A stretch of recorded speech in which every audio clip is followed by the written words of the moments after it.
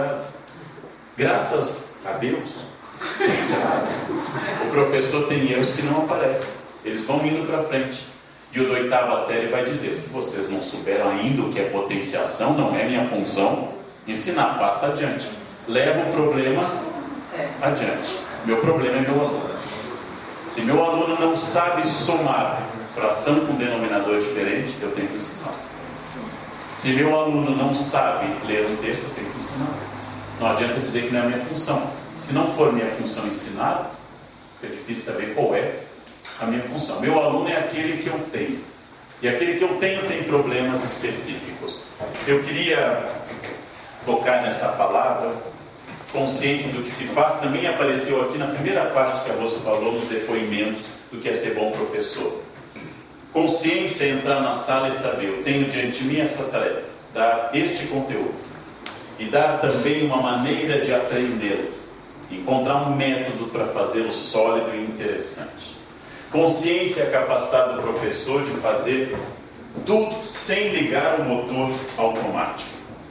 Eu recomendo às pessoas, eu nunca recomendo um livro meu, porque acho que mas como o tema é este, que vocês de alguma maneira, vendo de outro, olhando a biblioteca, xerocando o que quiserem, leiam não como um texto religioso com instruções, mas que leiam como um texto de diálogo de um professor que erra bastante, que errou muito e muitas vezes, que cometeu toda espécie de erro. Por exemplo, eu dava aula às 7 da manhã, e vocês sabem, já foi dito pela Rosa, adolescente não liga às 7 da manhã. Eles são a vapor, ou a energia fotoelétrica. Eles precisam de mais tempo de acúmulo de bateria. E aí eu entrava às 7 da manhã numa turma, e eles estavam absolutamente passivos. E eu aproveitava e avançava a matéria enormemente. Aquela turma ia meio livro em 50 minutos. Alguma dúvida e continuava. E escrevia. Alguns copiavam, outros ficavam fazendo círculo no caderno, hipnotizados pelo movimento do braço. E eu confundia silêncio com aprendizado. Esse é um erro. Esse é um erro. Não se deve confundir conversa com bagunça, nem conhecimento com aprendizado. Não se deve confundir aparelhos com modernidade do método escolar. Há aulas brilhantes utilizando giz. Há aulas que são uma porcaria com data show. Há uma tendência recente de achar que quanto mais moderna for a lousa, mais moderna a escola. Eu visitei em São Paulo escolas com lousa que o professor vai escrevendo e vai aparecendo no iPad do aluno. E depois vai imprimindo a aula aqui na lousa. Sabe que tem lousas de $20 mil? Não é? Lousas altamente tecnológicas. Eu assisti no México, uma escola indígena, um líder indígena dando aula para alunos sentados debaixo de uma árvore. E achei uma das aulas mais brilhantes que eu já tinha visto. Debaixo da árvore, sem nada. Só baseado no carisma de um homem falando, no caso do Guelaguetza, da festa típica da região de Oaxaca. Ou seja, não confundam material moderno com aula dinâmica ou boa. Quando eu era muito jovem, o vídeo era uma grande inovação. Hoje eu tenho a sensação na faculdade que colocar vídeo é quando eu cansei de preparar a aula e quero botar um filme. O vento levou. É fundamental para vocês entenderem a Guerra Civil Americana. São 2 bimestres de filme e cada vez vai um trechinho. Tenho a sensação que nós estamos confundindo técnica com objetivo. Ou seja, não é central utilizar grandes recursos. Nós vamos ter um espaço agora para questões previsto exatamente para esses minutos finais. Depois, para quem quiser um espaço de autógrafo, vocês podem fazer. Eu vou fazer um pedido que nós discutimos antes. Como eu falei muito e falei de biografias e professores, a tendência a gente é dar depoimento biográfico. Meu nome é Felipe, eu dou aula na Escola Estadual de 1º e 2º graus, professor Heitor Furtado de Mendonça, eu dou aula há 16 anos e eu trabalho com a área de geometria e eu gostaria muito de fazer uma pergunta sobre a área que eu tive numa 5ª série, ou seja, isso tem muita relevância,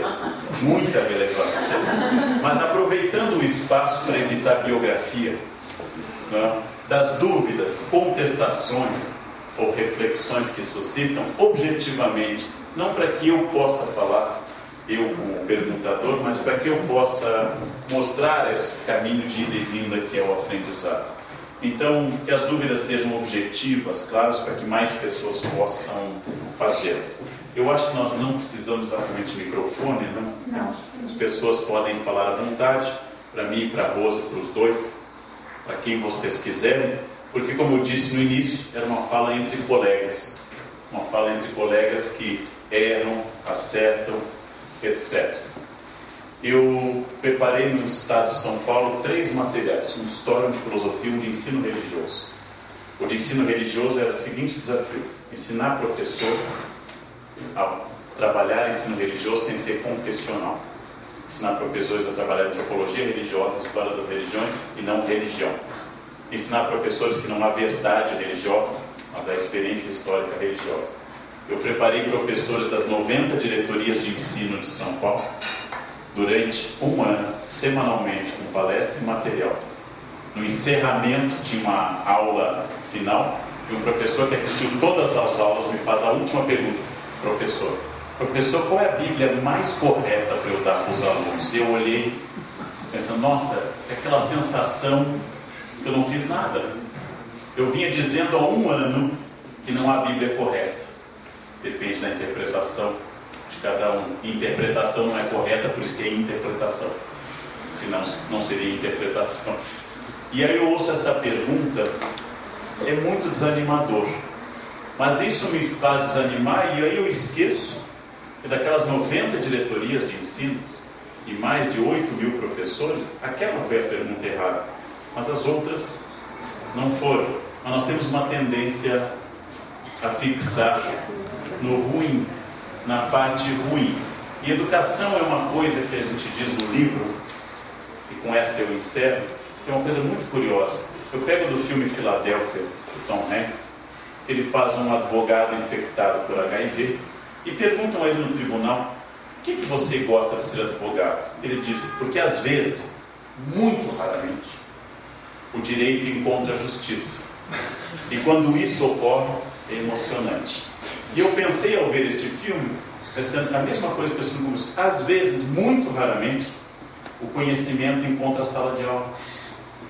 É muito raro, mas acontece. Quase todo bimestre, descobre algo que dá sentido, ilumina uma parte da sua vida. E a partir daquilo ele começa a olhar um mundo diferente. E às vezes diz pra gente, como disse a Rosa, 20 anos depois. Eu expulsei um aluno de um colégio que eu era coordenador, porque ele usou maconha na sala de aula. E eu disse: você vai ser expulso não por ser maconheiro, mas por ser idiota. Eu não se fuma na sala de aula, fuma no banheiro escondido. Ao fumar na sala de aula, estou sendo expulso por imbecilidade. Ser maconheiro, às vezes passa, mas imbecilidade não dá nessa escola. Eu estava irritado com ele. Este aluno expulso eu reencontrei num restaurante em São Paulo. Ele é advogado hoje e dirige um dos maiores portais da internet do Brasil, que não é o caso de dizer. E ele me encontrou e baixou a cabeça, envergonhado, porque eu sei o que ele fez no verão passado. Hoje ele está de terno, casado e com filho, mas eu sou a memória disso. E ao descer, ele me subiu num restaurante japonês em São Paulo. Ao descer, ele me procurou na mesa e disse: professor, naquela época eu não sabia o que eu queria, hoje eu sei. 20 anos depois. Isso às vezes acontece. Na maior parte das vezes não, você esquece a gente, não tem problema nenhum. E é melhor que esqueça na maior parte das vezes. É melhor. Só que às vezes a educação encontra o conhecimento. Às vezes a sala de aula transforma alguém. Às vezes alguém se ilumina. Isso transforma uma vida. Essa é a parte mais fascinante do magistério. É a mais fascinante. Esse contato com os jovens que faz com que quem dê aula seja mais jovem que os seus irmãos. Mesmo os irmãos de mesma faixa etária, quem dá aula está mais em contato com os jovens. Quem dá aula aprende muito mais cedo que os outros, o bonde do Tigrão. Aprende muito mais cedo gírias. Quem dá aula é muito mais exposto à barbárie do mundo. Muito mais cedo. Se continua num processo que é quase vampiresco. Dar aula é sempre novo. É sempre novo. E também é cansativo. Também é muito cansativo. Um colega meu me disse que o inferno é o lugar que um demônio nos traz na mesa 50 provas para corrigir. É um lugar confortável, com cadeira, café, chá. E ao final você corrige bem demônio agradece e põe mais 50. Assim por toda a eternidade. Você pode. Este é o inferno do professor. O inferno do professor. Passamos então, gente, ao momento em que vocês possam, podemos desligar o data show para não ficar na frente, acender as luzes para dizer. Você vai desligar, você é boa nisso. É boa em desligar. Posso começar? Pode. Você nasceu onde? Para ser mais objetivo, anotei a minha pergunta, vou ler, tá? Muito bem, muito bem. Então, ver as manifestações pelo aumento dos preços das passagens em várias cidades brasileiras me faz pensar que a mídia, mostrando a força dos povos nas praças Tahrir, Taksim, nas primaveras pelo mundo, foi mais importante do que a escola para despertar a indignação. A pergunta é: a disciplina que impomos na escola, ela produz muito facilmente apatia e estagnação, na minha opinião. Como é que a escola pode usar a energia da indisciplina para transformá-la em indignação? Você toca num ponto muito importante. Eu já comentei ontem, eu não tenho certeza do que está acontecendo em São Paulo e no Rio sobre as passagens. Eu não tenho certeza do que está acontecendo. Eu ainda não tenho todos os indicativos para saber o que está por detrás desta revolta. Não tenho certeza que seja indignação dos pobres. Eu vejo mais estudantes e anarcopunks do que trabalhadores tradicionais de modelo tradicional. Então eu não tenho nem certeza da composição de renda dos manifestantes. Agora vamos destrinçar a pergunta pelo método socrático da maiútica. Eu posso interpretar que esses jovens estão em praça pública porque estes jovens são frutos de uma indisciplina, e posso positivamente supor que eles estejam lá porque nós na escola estamos ensinando a criticar, já que a maioria é feita de estudantes. Eu posso ver nesses jovens fruto do trabalho dos professores, que suscitaram pensamento, ideia de justiça, combate a preconceitos e assim por diante. Eu não tenho certeza que o que acontece em Istambul e Ankara seja similar ao que aconteceu na Paulista, especialmente sexta-feira. Eu acho que tem uma raiva social que não tem a ver com declínio econômico, já que nós estamos em época de pleno emprego, estamos com a inflação relativamente controlada, mas é provável que neste momento a raiva não seja talvez pelos 20 centavos do ônibus em São Paulo, mas seja porque eu tenho que pegar o ônibus, não posso ter carro num período que praticamente todo mundo está pegando o carro. Eu não posso aprofundar, porque eu ainda não tenho os elementos para julgar se esse é um movimento passageiro, permanente. Porém, saber que a política não funciona mais só no patamar de partidos e sindicatos, mas funciona por redes sociais, como na Primavera Árabe, no fenômeno turco agora, pode ser indicativo que o professor tenha que aprender, que é um novo patamar de conhecimento e de organização sendo formado. Se ele é bom ou se é ruim, eu diria como professor que cabe ao professor, especialmente da área de humanas, analisar em sala o movimento, e trazer depoimentos, saber se alguém conhece, e pensar quais são as reivindicações contidas no movimento, e os jogos políticos a esse respeito. Curiosamente, eles ocorrem em capitais onde o governo do Estado não esteja alinhado com o governo federal. Logo, podem nos indicar também uma coisa organizada para desestabilizar as próximas eleições. Todas são hipóteses que eu posso considerar. Eu não tenho certeza de nenhuma delas. Mas é curioso que na década de 80, quando a hiperinflação disparava e o desemprego chegou a quase 20%, um quinto da força de trabalho, não houvesse tantas manifestações, já na redemocratização, como agora, com pleno emprego e com diminuição das diferenças sociais. Então, cabe ao professor, eu acho, pensar essas coisas, trazer para a sala de aula, mas saber que a sala de aula não é um espaço de comentário do jornal, mas que ele deve aprender a ler o jornal, fazer aquela pergunta de historiador romano: cui bono? A quem interessa essa notícia? Por que todo manifestante na Turquia é um batalhador da democracia e todo manifestante de São Paulo é um vândalo? E aí, se eu estou dando aula sobre invasões bárbaras, eu vou falar dos vândalos que atacaram Cartago. É uma boa ocasião, né? Você faz aquela deixa. Então, os vândalos, quando atacaram Cartago em 430, etc., aí eu já começo a pensar na origem essa metáfora. Mas eu acho que cabe a nós também pensar. Não tenho certeza dos limites deste processo. A Primavera Árabe não necessariamente levou a um aumento da democracia no Oriente Médio. Esses movimentos não necessariamente correspondem a desejos democráticos, ou podem corresponder, ou podem estar criticando uma estrutura política completamente inadequada ao dinamismo contemporâneo. Completamente inadequada. Os partidos não têm mais o mais leve diálogo com a tessitura social brasileira. Isso pode ser bom ou ser ruim, mas lembrem que história, período de caos, é sementeira fértil de fascismo, infelizmente. Dizia Brecht que a cadela do fascismo está sempre no cio, esperando alguém que a fertilize. Este é o momento que os messias começam a aparecer.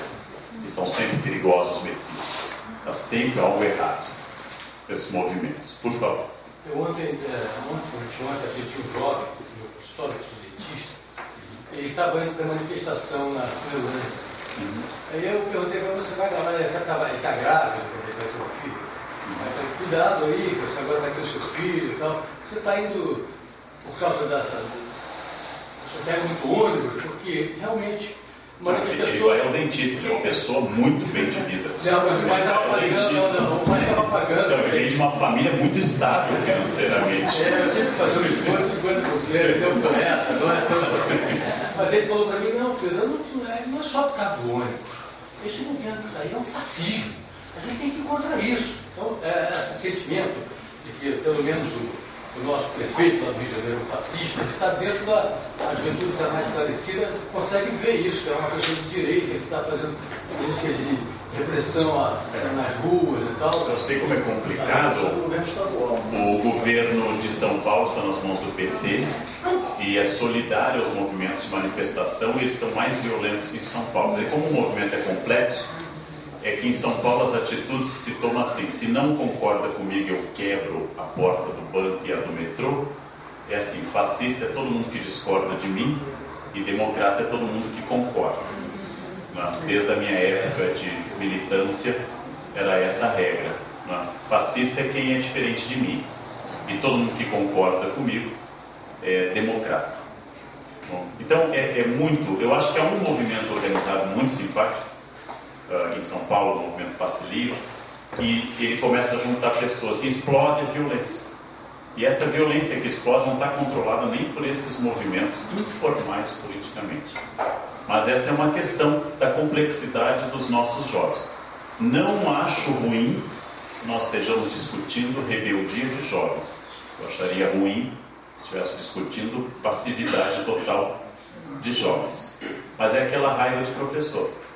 Você pede opinião, o que vocês acham do livro, o que vocês acham do texto, silêncio absoluto.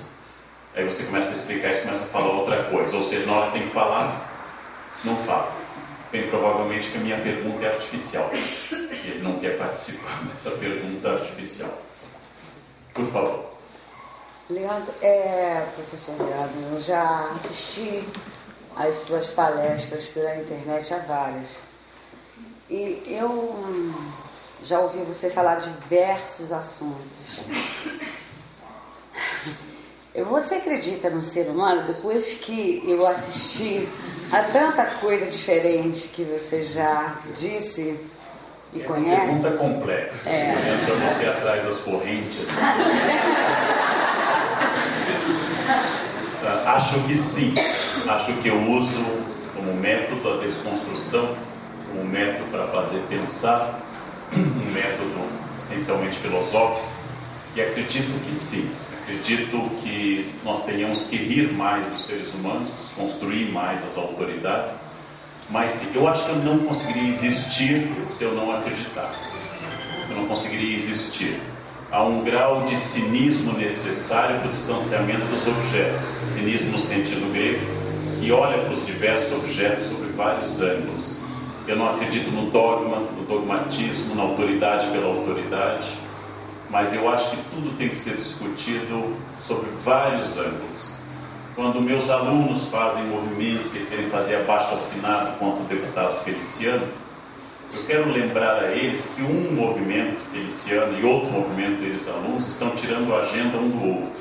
Vocês estão dependentes de uma gramática que o outro elabora. Feliciano diz isso, aí o movimento diz outra coisa. Aí o movimento diz isso, Feliciano se pronuncia. Eles estão mutuamente dependentes, eles deveriam quebrar essa dependência estrutural um do outro. Ou seja, deviam ter sua própria pauta e não dependesse de um obscuro deputado que, graças ao combate com o qual eu concordo contra ele, vai acabar se tornando um dos deputados federais mais votados da história na próxima eleição, infelizmente. Então, são essas questões que me levam a pensar. O problema para mim na universidade não é o deputado Bolsonaro, é refletir por que votam nele. Esse é um problema para mim. Por que há um eleitorado fixo e que agora, diante dessas manifestações, deve estar mais conservador ainda, dizendo que falta é rédea curta. Esta falta porrada, falta isso, né? Então, isso me preocupa. Sim, acredito no ser humano, profundamente, mas não acredito em dogmas. Não acredito em pessoas que digam fulano é bom porque é pobre, cicrano é ruim porque é rico, fulano é um ser excluído socialmente, logo ele está com a verdade. Não. A bobagem é democrática. Ela está em todos os campos, absolutamente em todos os campos. Como eu disse lá fora, quando um conhecido meu foi assaltado e perdeu a vida por causa de um relógio, a tendência bipolar das pessoas é: há um ladrão que não respeita e há um ser humano que teve a vida tirada por causa de um relógio. Esta é uma verdade, eu concordo com ela. Mas há também um ser humano que está com um relógio de mais de 700 mil reais. Isso é uma violência. Isso é uma grande violência. Em particular num mundo como o Brasil. Alguém que anda com um relógio de 700 mil reais se tornou uma espécie de kamikaze social. E talvez esteja querendo se matar. Então, é uma violência dos dois lados. Do qual um dos lados, infelizmente, pagou com a vida. Quando eu olho a polícia reprimindo manifestação, eu lembro aos alunos que aquele policial também está com medo. Aquele policial morre de medo da multidão. E ele atira muitas vezes previamente, porque ele está... E aquele policial, encerrada a manifestação, vai pegar o ônibus, onde a passagem é pesada para ele também. Esse é olhar os vários lados de uma questão, não pensar assim, o bem e o mal, o bom e o mal. Como coordenador, quando eu não recebia reclamação de um professor, eu começava a me preocupar. Pessoal, um tipo de professor que não provoca reclamação, que não trabalha. Quando alguém não vinha à minha sala reclamar de um professor mais de 2 meses, eu procurava o que está acontecendo. O que está acontecendo que nenhum aluno reclamou da sala? Você não está trabalhando. Se você trabalhar, vem reclamação. Não? Então eu tentava não mostrar o aluno como dono da verdade, jamais a mim, professor, os professores como donos da verdade. E a ouvir. Os pais são seres curiosos, coordenadores são seres curiosos, professores são uma fauna muito interessante, muito variada. Como já disse alguém, Deus inventou a educação e o demônio invejoso inventou o colega, que era a maneira de destruir a educação. Tirando os colegas aqui dessa instituição, das outras escolas, dos outros lugares, mais para baixo, certo? Realmente é difícil. Todas as questões têm muitos anos. A minha função é tentar debatê-los. Então, acredito no ser humano, apesar do ser humano e apesar de mim. Por favor. Professor, o futuro da profissão no Brasil é presencial, semipresencial ou à distância?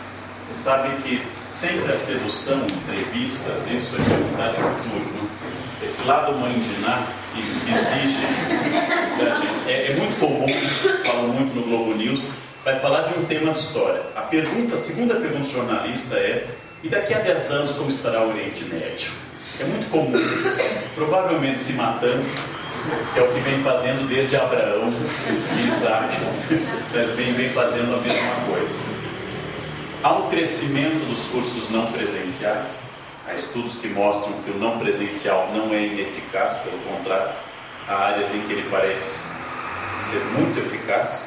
Eu acho que é um futuro na atomização. Eu lamento só que a escola não cumpra o que talvez seja seu único grande papel no momento, a sociabilização. A sociabilização é o único grande papel, já que a gente pode discutir conhecimento exaustivamente. A escola obriga a negociar espaços. Agora, com tudo não sendo presencial, o crescimento de pais educando seus filhos nos Estados Unidos, que é uma tendência enorme, quanto mais isso ocorrer, mais nós estaremos criando essa espécie de autismo estrutural. Ou seja, então, não sei o que vai ocorrer no futuro, mas lamentaria se a escola perdesse o papel de sociabilização, que é um papel muito importante. Negociar coisas é uma das coisas que a escola ensina bastante. Por favor. Sou coordenador em uma escola pública e me deparo com alguns colegas sérios que dominam os conteúdos que devem ser ensinados por eles, que não faltam e cumprem as regras e os prazos da escola, mas não têm domínio de turma, alguns deles. O que dizer a estes colegas? Difícil, né? Porque eu não sei. A Rose perguntou isso, né? Eu acho que o magistério é uma função muito específica, porque não basta o domínio do conteúdo, que é importante, e não basta a questão pessoal. É uma combinação das duas coisas. Só que eu diria que isso deve ocorrer em todas as áreas. Um médico pode ser um médico dotado de grande conhecimento na área de medicina e intratável pessoalmente. Eu já conheci um ou outro assim em São Paulo. Um ou outro. Ou pode ser o contrário, um doce de pessoa, porém não lembra mais onde está localizado o coração dentro da caixa torácica. Então esse é um problema que eu acho que de todas as áreas. O professor é um ser humano que tem um domínio psicológico das relações humanas e um profissional que tem um domínio técnico. Eu já encontrei 2 exageros dos 2 lados. Professores com grande capacidade comunicativa e péssima capacidade de conteúdo. Outros, pelo contrário. É difícil. E um dos elementos que leva você a negociar é exatamente esse. Porque o aluno vai aprender que as pessoas são assim. E a mãe dele é super organizada e cumpridora de palavras, mas é histérica. Ele vai aprender que as pessoas são variadas também. Eu acho que achar um professor que domine as duas coisas muito bem é achar uma joia rara. Realmente. Agora tem os níveis intoleráveis. Os níveis intoleráveis de desrespeito pessoal, de falta de conhecimento. Intoleráveis. Então, eu já estive em escola em que não demitiam o professor porque os alunos gostavam muito dele, porque a aula era divertida, mas não ensinava nada. E já vi em escolas professores demitidos que são brilhantes na área, mas são incapazes de diálogo humano. Essa questão de disciplina, acho melhor passar para a rua.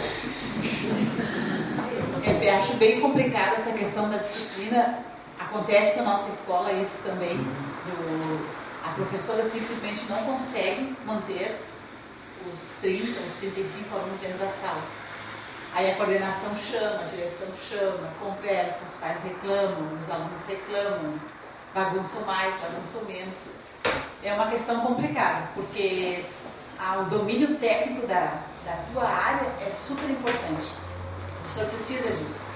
Mas a autoridade, como eu falei antes ali, quando ele entrar na sala, ele não é mais um. Ele não pode ser simplesmente um que entrou. Alguma mudança tem que acontecer. E se ele não está conseguindo, então vamos ter que achar uma forma como escola, com coordenação, até com os próprios colegas, de fazer esse professor mostrar sua autoridade. E ela ser respeitada, porque para mim eu acho bem difícil dar aula sem nenhuma disciplina. Não, como eu disse, não é que eu não possa se manifestar, não possa discordar, não possa ter conflitos, mas o respeito não pode desaparecer. Porque a convivência fica muito complicada. Só antes da sua questão, desculpe, a pergunta que eu não sei responder, no fundo, é como você ensina a um professor a ser carismático? Como você ensina uma mulher a ser sensual? Como? Se ela ler o livro Como Ser Sensual em 10 lições, é provável que ela não seja. Afinal, ela está lendo o livro. E chuto que ao final da leitura, ela continuará não sendo. Então, é muito complicado saber, e vou dizer uma coisa mais perigosa dito por um professor como vocês. Eu acho que, infelizmente, com as exceções dos aqui presentes, o magistério não é uma área que reúna os gênios da raça. Não são os melhores da sociedade, os mais brilhantes, os mais dinâmicos que vão fazer a área do ensino. Infelizmente, porque é a área mais importante, já que é a única área que é comum a todo mundo. Todo mundo precisa de um professor, nem todo mundo precisa de um arquiteto, e tomara que nem todo mundo precisa de um advogado. Mas todo mundo precisa de um professor. Na minha experiência, entre muitos professores brilhantes, há uma média, que não é o gênio da raça, usando a expressão do século XIX, não é aquele mais capaz da turma. Bom, isso é uma dor que eu tenho na nossa área. Bom, então, lado positivo, vamos ter esse jogo de Poliana moça. É mais fácil a gente se destacar nessa área do que em outras, não? Porque realmente uma montanha pode ser alta por ela própria ou por declínio da planície ao redor. Não? Cada ano eu me sinto mais culto diante dos meus alunos, cada ano mais brilhante, porque parece que a planície está desabando. Está desabando. Bem, desculpa, eu interrompi uma pergunta. Quem é? Gentileza. Assim, você falou até a coisa, né? Ela falou sobre o momento do olhar, uma aluna 20 anos depois, e eu li o livro, né? E achei bastante atenção no capítulo da disciplina, porque realmente acho que isso é uma coisa que está assim, sendo muito discutido hoje em dia, né? Como lidar com a questão da disciplina na sala de aula. E ao mesmo tempo, lendo o livro e refletindo em cima de outras coisas que a gente discute, a gente quer dar esse distanciamento entre o professor e o aluno por uma questão assim, de autoridade, de respeito, etc, etc. Mas aí eu te pergunto, assim, você acha que, é uma teoria minha, Sim. que a questão do afeto, ela possibilita, assim, de uma forma muito mais efetiva ou eficaz a questão da disciplina? Porque eu percebo assim, que se o professor, ao mesmo tempo que aquele aluno, ele percebe esse professor que olha no olho, ele também pode receber uma correção ou uma chamada de uma forma muito mais respeitosa. Então eu queria saber da sua opinião em relação à questão do afeto dentro da disciplina. O afeto é fundamental. Eu defendo o afeto sempre, mas as pessoas às vezes confundem afeto com permissividade. O afeto é aquilo que a gente chama de amor exigente. O afeto vem com amor exigente. O que é o amor exigente? É eu repreender esse aluno. Repreender não é humilhar. Repreendê-lo, ele sabe, ele encontra na nossa entonação, no nosso olhar, a questão se está com raiva ou não, né? E ele precisa ser corrigido, mas com afeto. E muitas vezes o professor tem esse domínio, o afeto aproxima e ele deixa de fazer algumas coisas pela admiração que ele tem pelo seu professor e não só pela questão da autoridade. Então, com criança menor nem se fala. Criança menor, a aprendizagem passa pelo afeto. Inclusive, alguns alunos conseguem aprender mais com aquele professor que consegue estabelecer uma relação afetiva, que não é de permissividade, é uma relação de troca, em que ele mantém a sua autoridade, que ela é necessária, mas ele sabe que o professor gosta dele. E o gostar, o que é? É saber que ele pode dar o melhor. O melhor não é se contentar com pouco, ele pode ir adiante. Isso é o afeto para mim. Estar ali presente, como ela disse, eu não me lembro do olhar que eu dei, mas ela com certeza não esqueceu. O afeto é fundamental, não só entre o professor e o aluno, acho que até com os nossos colegas, né, de entender um momento de um colega que não está conseguindo o domínio de classe ou não está passando por uma situação. Nós estamos no mesmo quarto, somos colegas, né? Nós estamos ali. Concordo plenamente contigo, o afeto ajuda muito. Só que não entender afeto como ser amigo, no sentido de amigo de não dizer não. Né? Nesse sentido, concordo plenamente, ajuda muito. Outra questão, gente, acho que podemos fazer mais uma e depois temos uma sessão de possíveis autógrafos, por gentileza.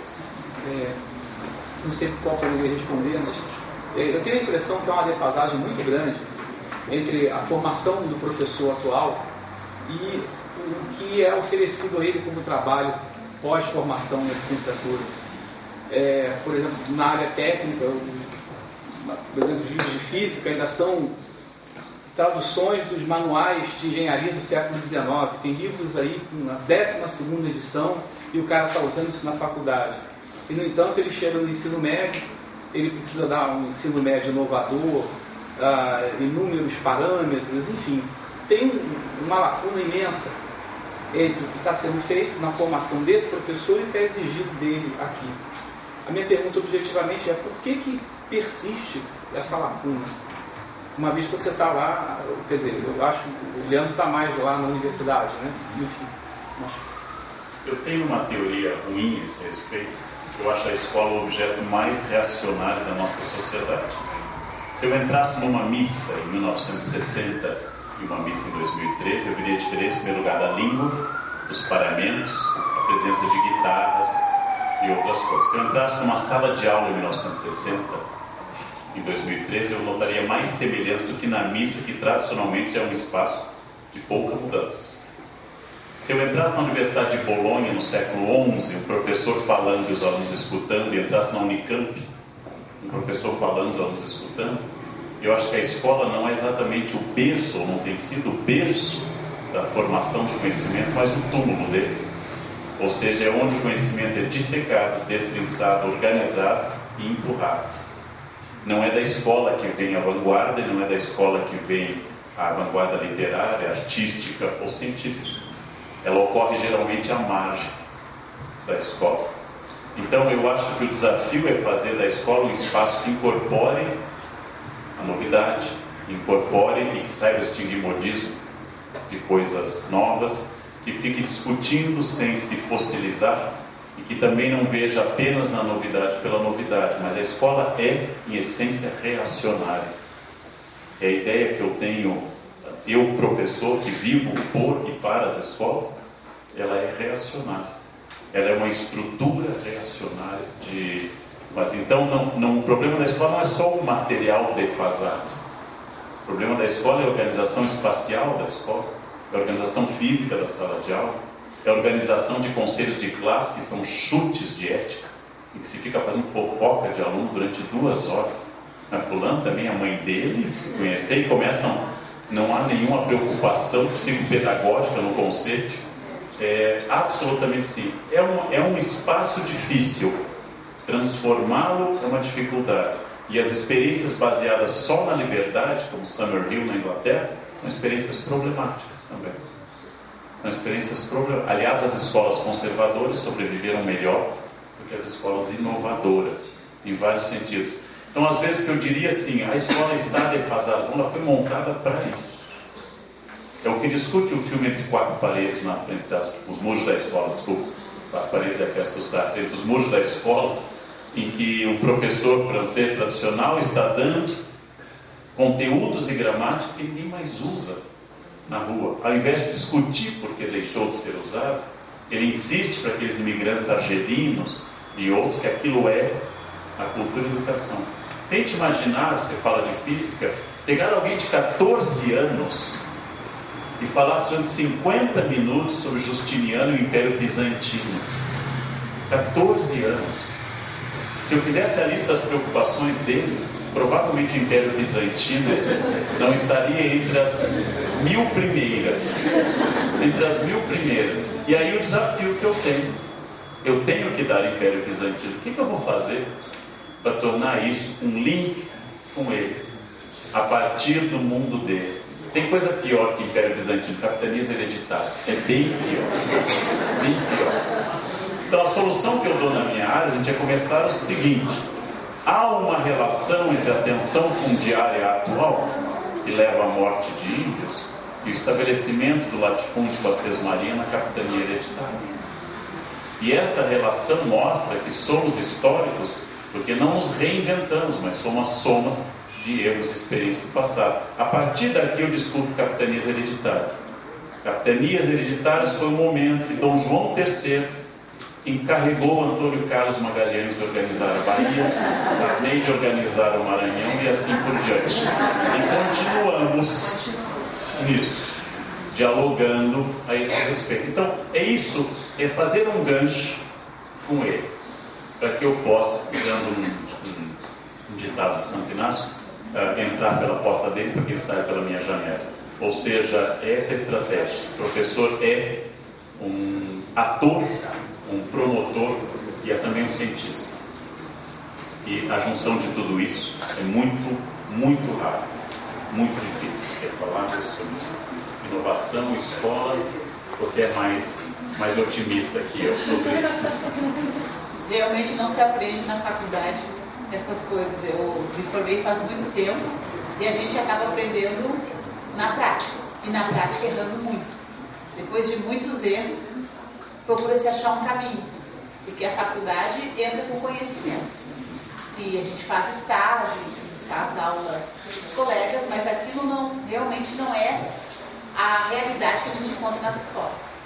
Então, se aprende na prática, não tem muito. Agora, por que as universidades não mudam? Isso é difícil responder. Só para encerrar isso, eu fiz uma faculdade de licenciatura também.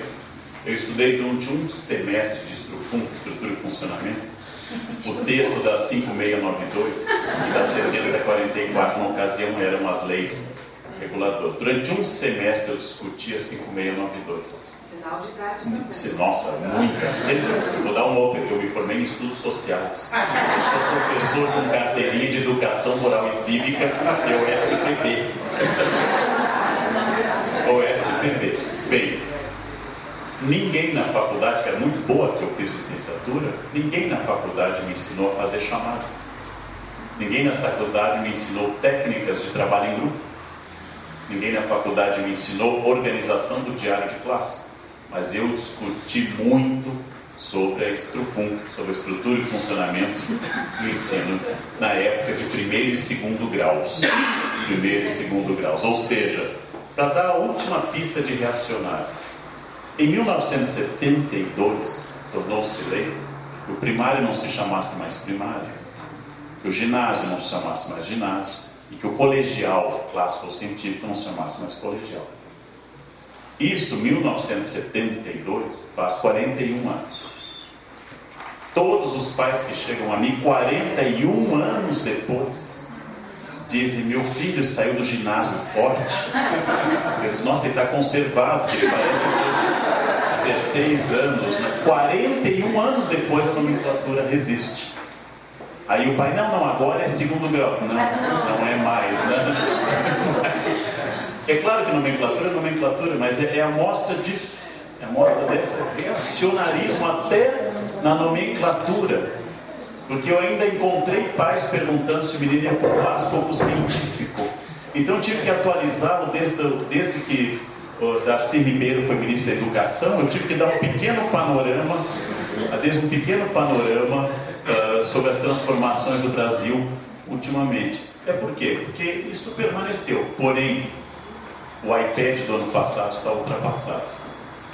É isso que é interessante. Uma área de um dinamismo patológico e outra área de um reacionarismo patológico. E de novo, para terminar bem, voltando ao Tom Hanks, no meio de tudo isso, a gente ainda consegue ensinar. E a gente faz diferença. Eu sinto que eu faço diferença. Inclusive, porque vários alunos fizeram ensino médio comigo e decidiram fazer história. Eu tentei dissuadi-los, mas eles decidiram fazer história. Pensei dissuadi-los e eles fizeram história. Querem uma prova maior dessa influência que a gente pode ter? Realmente do amor que a gente pode despertar por leitura, por livros, por debate, por conhecimento? Isso é impressionante. Em São Paulo houve, num momento, o governo do estado decidiu que haveria salas de aula dentro de contêineres de lata. São as chamadas escolas de lata, que duraram 6 anos em São Paulo. Uma escola de alumínio, no sol, com 40 alunos de uma 5ª série dentro. O que o governo do estado está dizendo para a gente? Não deem aula. Isso aqui é um workshop de Auschwitz, não é para dar aula. Isso aqui é um workshop de campo de concentração, não é para dar aula. E sabe o que eu vi nessas escolas?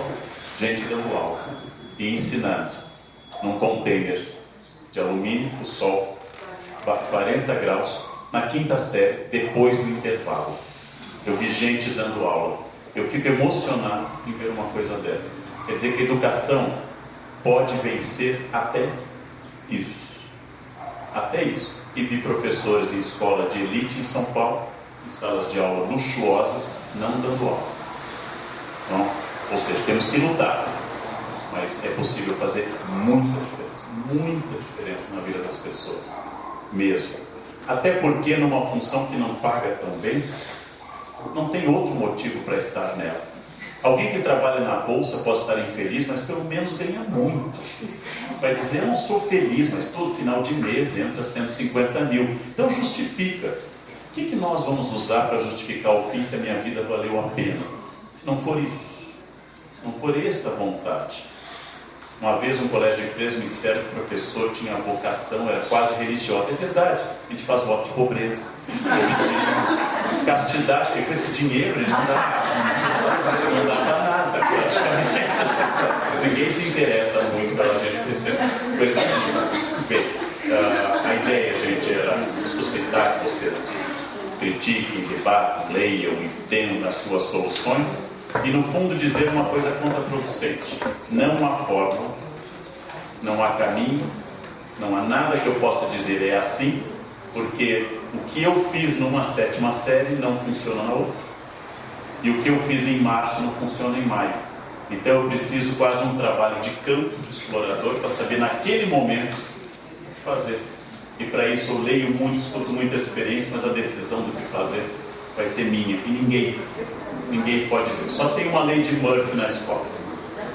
Quando a turma estiver bem quieta, produtiva e lendo, não entrará ninguém na direção. Quando eles estiverem super agitados, vai entrar alguém da direção e vai perguntar, onde está o professor dessa sala? Lá está você no meio, no único momento de bagunça que você vê ali, você lê de Murphy, mas não adianta.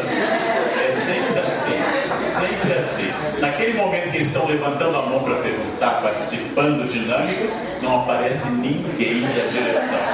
Então, no momento que você perde o controle, vem a equipe de orientação educacional dar um recado sobre a festa de São João. Está no meio do caos. É assim mesmo. A gente vai sobrevivendo a tudo isso, certo? Muito obrigado pela atenção de vocês.